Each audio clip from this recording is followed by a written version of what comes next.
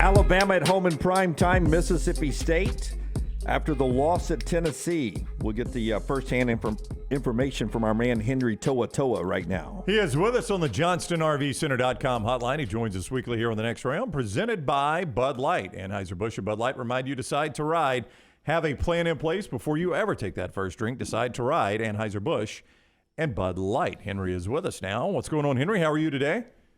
What's up, guys? Not much. Look, I mean, I know that had to be some hard film for you guys to watch. What do you take away from what happened up in Knoxville last week? Just being able to play all four quarters, learning how to come out with a win in a hostile environment, and honestly just sticking together as a team. So that was kind of the biggest thing. They were a good team. They fought all four quarters and had a good game plan for us. So just taking that to the chin, learning from it, and never letting it happen again.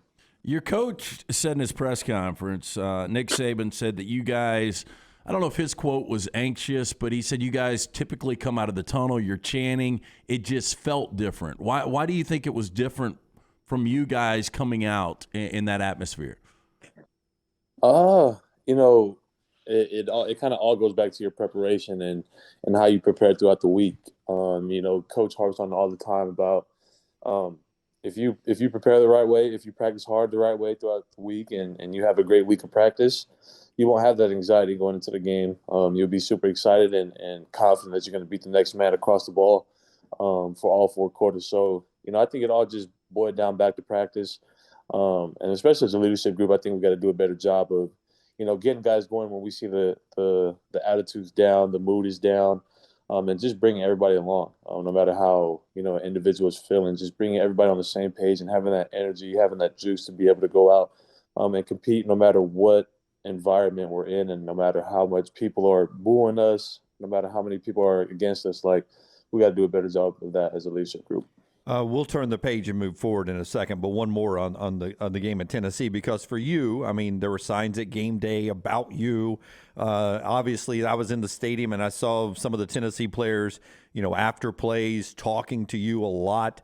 You being back in that stadium was a big deal to them. How emotional was it for you, and do you think it impacted your play a little bit, sort of being the tip of the spear for the other guys? It wasn't as emotional for me until I would say after the game. I kind of just look at it like every game, like as it's another game, and I just try to keep my head as level as I could throughout the whole entire game. But they were definitely trying to get in my head. They were definitely talking some smack, but they did a great job. I'm super proud of them. Happy that they got a win. Hopefully, they win out and we get to see them again. If we win out, so it was a good game that past Saturday. At halftime, and I've got one more, and then we will move forward, I promise.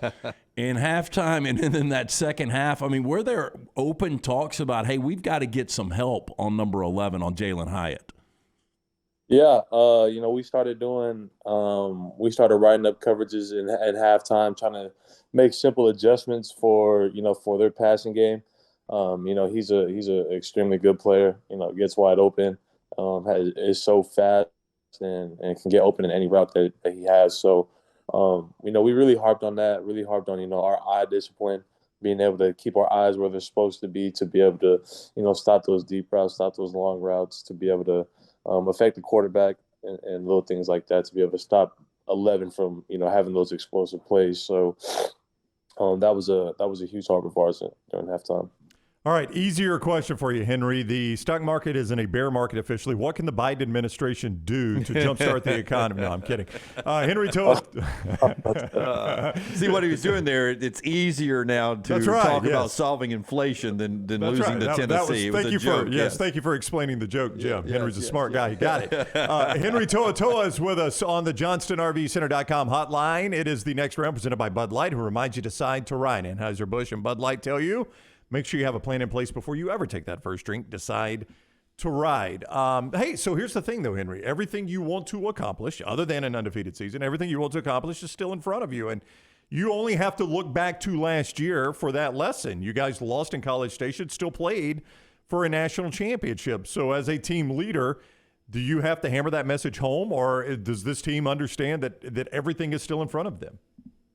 Yeah, every Thursday we have a players-led meeting, and that was kind of something that we harped on as a leadership was, one game doesn't define us. In Coach's history, I think Coach only had 2 undefeated teams. I think that's right. Yeah, 2 undefeated regular season teams, if I'm not mistaken. Yeah, regular season teams. So, Coach has been here. He's been through scenarios like this before, and we just told the guys trust the process. Trust everything that Coach has us doing. Trust the game plan, and just keep working hard. So that was kind of the message from our leadership group. We've been here last year, like you guys said, and it's just about how we take a loss. If you take it as a loss, then you're going to carry down that same attitude of being a loser. But if you take it as a lesson, you'll be able to move on from it, learn the lessons from it, and grow as a team and be able to achieve those goals as you want. So now from here on out, it's just taking it day by day, game by game, quarter by quarter, play by play, and super excited about, the opportunity that we have. Now, let me correct myself real quick, Lance. Several undefeated regular seasons, 2 undefeated full seasons. That's right. In 2009 and 2020. My apologies. There we go. Yeah. How different is the preparation going from Josh Heupel's offense to Mike Leach's offense? Yeah, Tennessee's offense is definitely super fast, high tempo. They like sprinkling a lot of runs, and they still run a lot of zone, split zone counters, a lot of schemes, a lot of gap schemes. And Mike Leach's offense, it's air raid. He's trying to air raid that ball out as much as he can, and no matter if it's a 5-yard pass, turn it into 10 yards, or a 20-yard pass, turn it into 30. He loves throwing the ball. Being able to game tackle and breaking on the ball is going to be huge for us this week. And having guys in their specific zone drop or on their man is going to be huge for us this week. Listen, Bryce Young's not the biggest guy in the world. We all know that. And that probably shows up in every interview he does when they move to the NFL, right? When you guys get ready for the combines this year.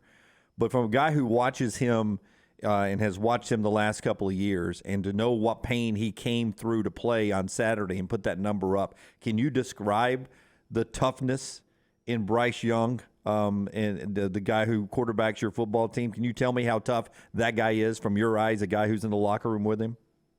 Oh, man, he's super tough. I mean, we always say it on the sideline when like the offense is there on the field or when it's third down. In 9, we trust.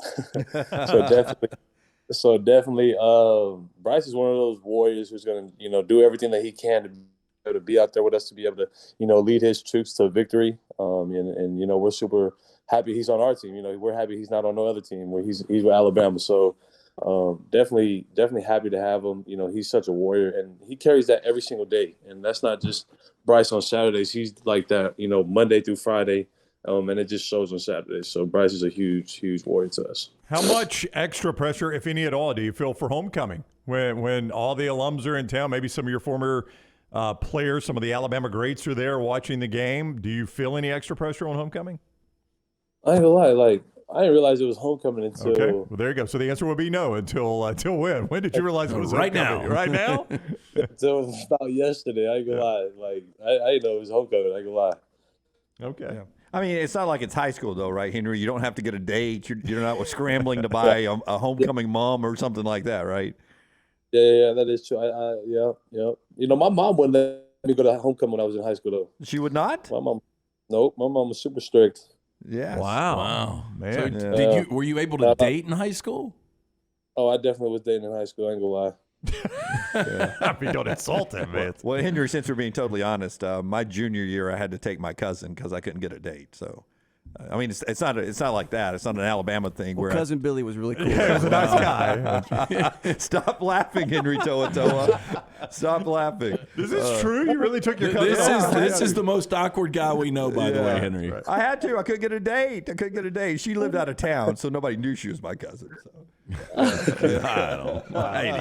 That's probably a good spot to end this here, Henry. Good luck against Mississippi State. We'll see you next Friday, okay? Appreciate you guys. All right, buddy. Thank you. Take care. That is Henry To'oTo'o with us on the JohnstonRVCenter.com hotline. Presented by Bud Light. Anheuser-Busch and Bud Light remind you, decide to ride. Whether you're on a date with your cousin, good-looking girl, good-looking dude, whatever the case might be. Have a plan in place before you ever take that first drink. Decide to ride with Anheuser-Busch and Bud Light.